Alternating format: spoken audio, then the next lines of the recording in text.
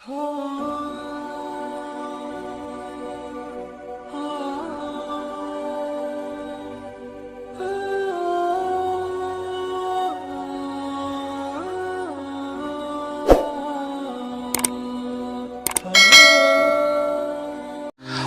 वालेकुम दोस्तों, कैसे हो? उम्मीद है कि सब खैरियत से होंगे। अल्लाह आप लोगों को ऐसे ही खुश रखे। सरकार दो आलम सल्लल्लाहु अलैहि वसल्लम की पूरी जिंदगी पर बनने वाली वीडियो सीरीज जिसका नाम मोहम्मद सब के लिए है, ये उसका छठा हिस्सा यानी पार्ट 6 है। थोड़ा हम रिकैप कर लेते हैं कि हमने 5वें हिस्से में क्या सुना। हमने 5वें हिस्से में सुना कि आपके पैदाइश से पहले और पैदाइश के बाद कितने अजीब अजीब वाकयात हुए।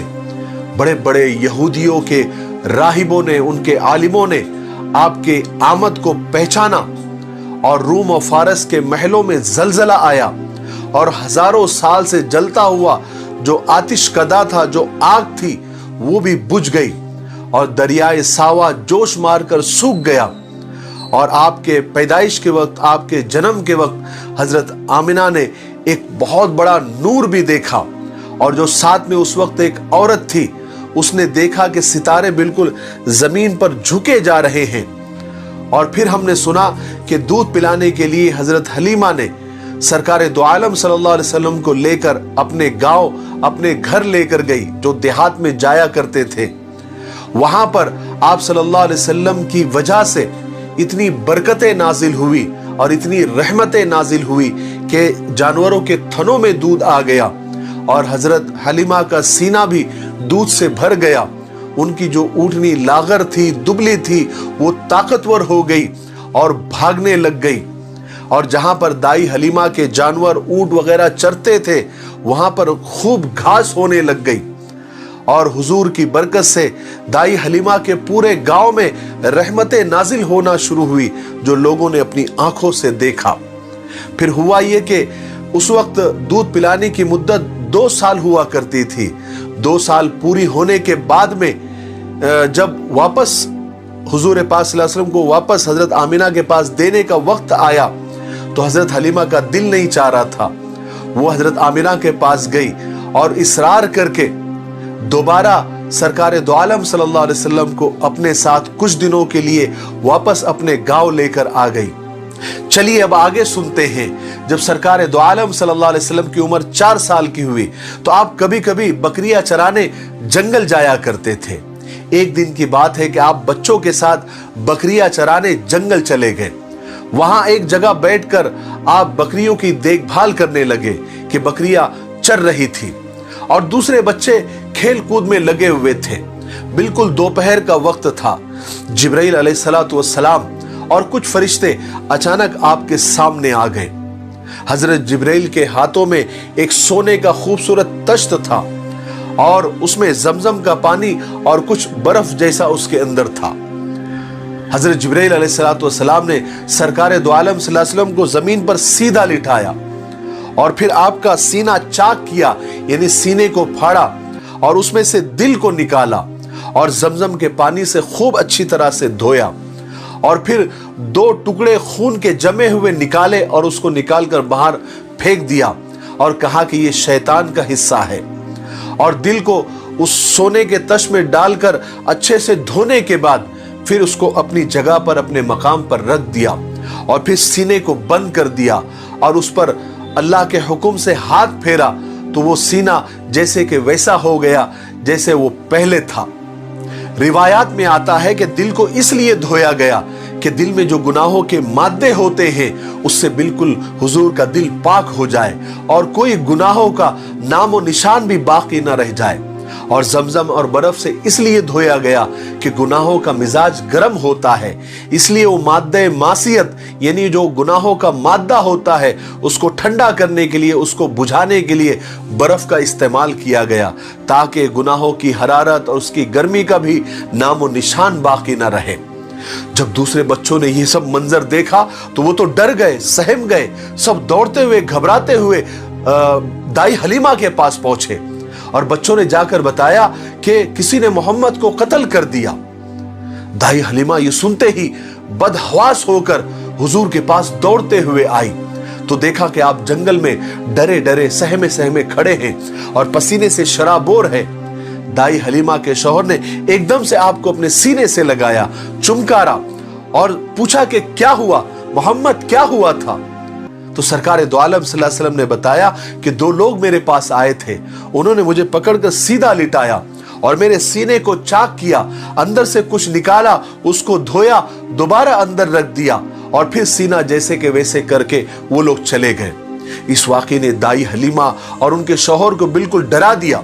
वो घबरा गए और उनको ऐसा लगा कि कहीं आगे चल के ऐसा कोई वाक़या और ना हो जाए और मोहम्मद को नुकसान ना हो जाए। इसलिए हिफाजत को ध्यान में रखते हुए हजरत हलीमा और उनके शौहर ने सरकार दो आलम सल्लल्लाहु अलैहि वसल्लम को मक्का लेकर आ गए और हजरत आमिना के सुपुर्द कर दिया, उनके हवाले कर दिया। अब चूंकि हुजूर मक्का में अपने घर वापस आ चुके थे, जहां आपकी अम्मी, आपके दादा आप पर जान छिड़कते थे, आपका हर वक्त ख्याल रखते थे। फिर जब आपकी उम्र 6 साल हुई तो एक दफा का वाकया है कि हजरत आमिना आपको साथ लेकर यस्रिब गई। यस्रिब ये मदीना का पुराना नाम है और आपके साथ में आपकी बांदी उम्मे ऐमन भी थी और यस्रिब में हजरत आमिना का ननियाल था। वहां पर हजरत आमिना 1 महीना ठहरी। यस्रिब में कुछ यहूदी आलिमों ने जब आपको देखा तो आपके बारे में नई नई खबरें देने लगे और जल्दी ही ये खबर सारे यस्रिब में फैल गई। यहूदियों की जमातें आपको देखने के लिए आने लगी क्योंकि यहूदियों के पास आसमानी किताबें थी और उन किताबों में हुजूर पाक सल्लल्लाहु अलैहि वसल्लम की आने की निशानियां सारी की सारी साफ साफ लिखी हुई थी और आखिरी नबी आने की खबर भी उसमें साफ साफ लिखी हुई थी और बहुत सारी पेशन गोइयां और बहुत सारी निशानियां बताई गई थी। तो जब वो यहूदी या उनके आलिम जब देखते थे हुजूर को तो पहचान लेते थे। एक दिन हुआ कि यहूदियों की एक जमात आपको देखने के लिए आई तो उनमें से एक बुजुर्ग राहिब, एक आलिम ने जब आपको देखा तो वहीं पर पुकार उठा कि ये बच्चा इस उम्मत का नबी बनेगा और मैं गारंटी से कहता हूं कि ये इसी शहर यस्रब में हिजरत करके आएगा। बहरहाल फिर 1 महीना ठहर कर बीबी आमिना यस्रब से मक्का के लिए रवाना हुई, मगर यस्रब से जब वो चलकर मकाम अबुआ पर पहुंची जहां पर उनके शौहर यानी सरकार दो आलम सल्लल्लाहु अलैहि वसल्लम के अब्बा जनाब अब्दुल्ला की कब्र थी, तो वहां ठहर गई क्या, ठहरना पड़ा। गमे मोहब्बत ने दामन पकड़ लिया और कहा कि शौहर की कब्र तो देखते जाओ, फिर पता नहीं देखना नसीब हो या ना हो। हजरत आमिना के दिल में एक चोट उभर आई, कलेजे का जख्म हरा हो गया। कुछ थकान, कुछ शिद्दते गम, कुछ मौसम का असर, बीबी आमिना बीमार हो गई और बीमारी बढ़ती चली गई। उस वक्त दवाखानों का, शिफा खानों का रिवाज कहां था और उस वीरान जगह पर कौन तबीब आता, कौन इलाज करता। बस ले दे के उम्मे ऐमन साथ में थी जो बीबी आमिना की बांदी थी, जो बीबी आमिना का ख्याल रखती थी। बीबी आमिना की तबीयत इतनी खराब हो गई कि मौत का फरिश्ता सामने आकर खड़ा हो गया और कहने लगा कि ओ आमिना, तुम्हारी सांसों की गिनती अब पूरी हो चुकी। आमिना, तेरा दाना पानी अब दुनिया से उठ चुका। बीबी आमिना को अपने मरने का गम नहीं था, ज्यादा गम इस बात का था कि मेरे बाद मेरे दिल के टुकड़े मोहम्मद का क्या होगा, उसकी खबरगिरी कौन करेगा। पैदा होने से पहले बाप का साया उठ गया, अब कुछ होश संभाला तो मां के सामने मौत खड़ी है। दुनिया में हर बच्चे को मां बाप का ही सहारा होता है, उन्हीं की शफकत के सहारे बच्चे परवान चढ़ते हैं। रिश्तेदार भले ही कितने ही अच्छे हो, लेकिन मां बाप की मोहब्बत भला कहां पैदा होती है। यही गम बीबी आमिना को मरते मरते खाए जा रहा था। उम्मे ऐमन बीबी आमिना को तसल्ली देती, ढारस बंधाती, हौसला देती और कहती कि ए उम्मे मोहम्मद, ए मोहम्मद की मां, तुम फिक्र मत करो, तुम ज्यादा परेशान मत हो, थोड़ी सी बीमारी है, 2-4 दिन में तुम ठीक हो जाओगी।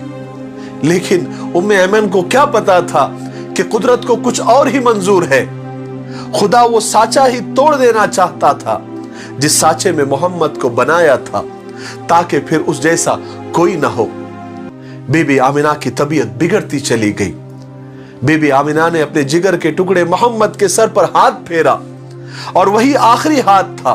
कुछ कहना चाहा, लेकिन बीमारी की शिद्दत ने इजाजत नहीं दी। 2-4 करवटें ली और नन्हे मोहम्मद परदेश में बिन मां के रह गए। और वही मकाम पर, वही मकाम अबुआ पर जहां पर 7 साल पहले जनाब अब्दुल्ला दफन हुए थे, वहीं पर बीबी आमिना भी दफन हो गई।